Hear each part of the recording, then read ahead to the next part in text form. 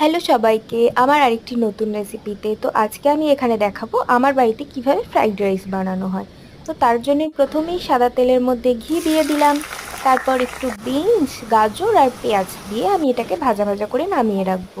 এর মধ্যে ক্যাপসিকাম আর মটরশুঁটি দিলে পরে আরও ভালো হয়, বাট ওইগুলো আমার কাছে ছিল না ওই সময়, তাই দিতে পারিনি।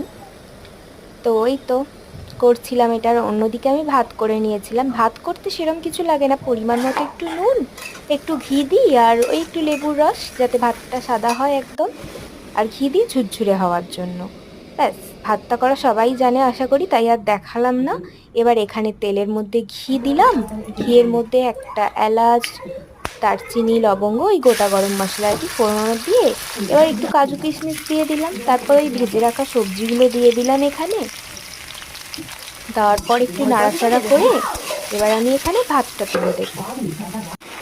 তো ভাত দেওয়ার পর এখানে দেবো গুঁড়ো দুধ, গরম মশলার গুঁড়ো, গোলমরিচ গুঁড়ো, ব্যাস, আর পরিমাণ মতো চিনি দিয়ে নামিয়ে ফেলবো। এরকম মিষ্টি মিষ্টিই পছন্দ করি আমরা। তো ভিডিওটি ভালো লাগলে লাইক করবেন, চ্যানেলটিকে সাবস্ক্রাইব করে দেবেন। Thanks for watching, tata.